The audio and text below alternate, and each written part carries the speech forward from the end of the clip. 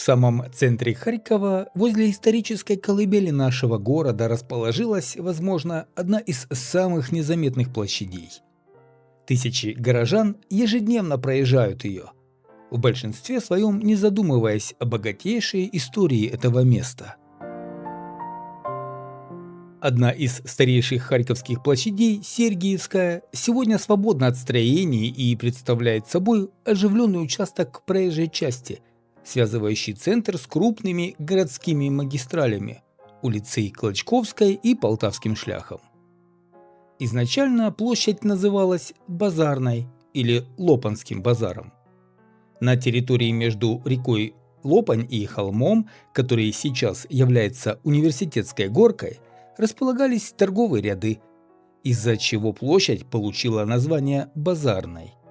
На холм можно было подняться по деревянной лестнице, которая располагалась в стороне от нынешней Каменной, ближе к купеческому спуску, сейчас Соборный спуск.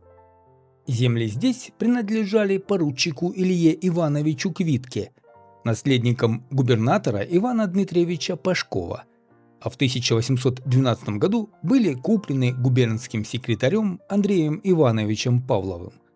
Здесь были разбросаны небольшие лавочки в виде деревянных балаганов и шалашей, а напротив них по берегу Лопани тянулись деревянные харчевни.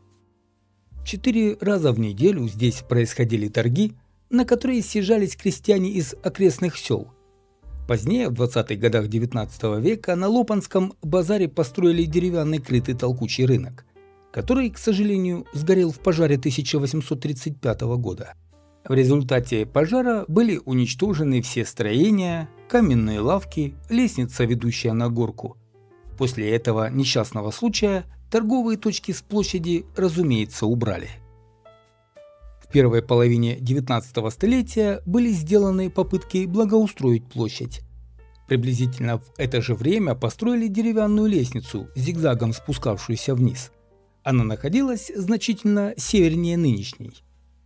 В 1850 году, после постройки каменных лопанских рядов, названных в честь генерал-губернатора Сергея Александровича Кокошкина Сергиевскими, который полностью трансформировал торговлю Харькова, выведя оптовую и часть розничной торговли за реку Лопань.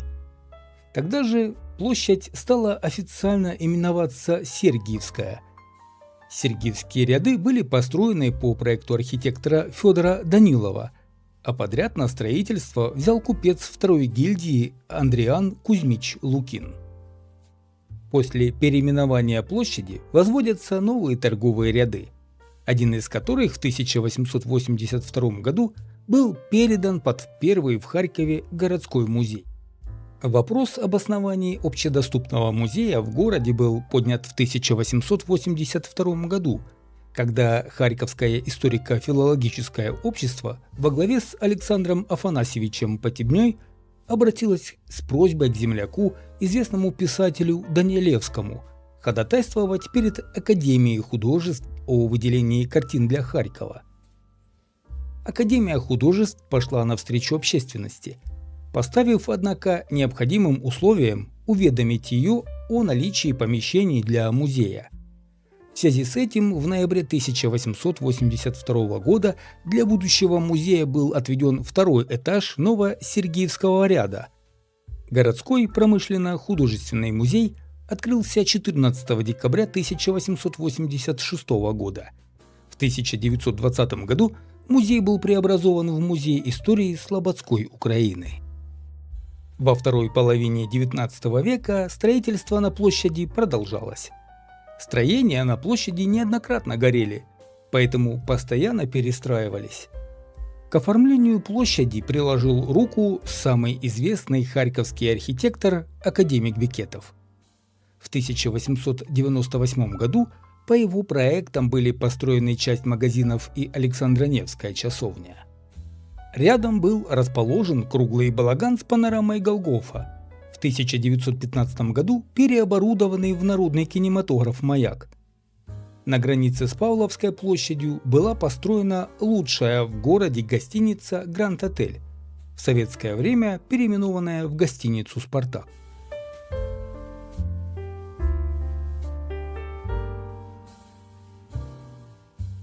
На этом фото по состоянию на 1931 год здания торговых рядов и кинотеатра «Маяк» на Сергиевской площади были уже разобраны. Заканчивается наружная отделка нового химического корпуса университета.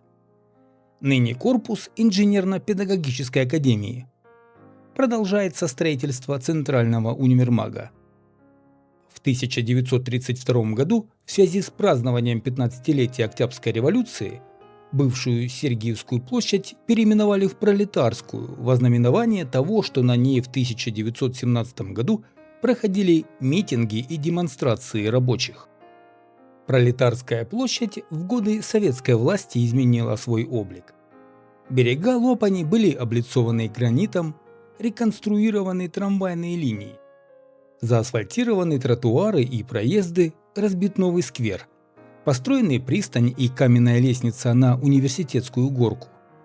Над площадью поднялось большое здание химического корпуса университета, проект архитектора Кравца. Во время немецкой оккупации все здания на площади превратили в развалины. Сожжен был и исторический музей, где погибли драгоценные экспонаты. После освобождения города музей возобновил свою деятельность в помещении бывшего музейного городка на Университетской улице. После военные годы завалы разобрали, а на площади разбили скверы. В 1957 году по проекту архитектора Клейна и Приходько построили новую широкую лестницу. Историческое название Сергиевская площадь было возвращено площади в 2016 году. С тех пор и до сегодня площадь снова именуется Сергиевской. Сергиевскую площадь иногда называют невидимой. Она является невыразительной, поскольку на ней расположена широкая автомобильная дорога в 4 полосы в каждую сторону и проходит трамвайный маршрут.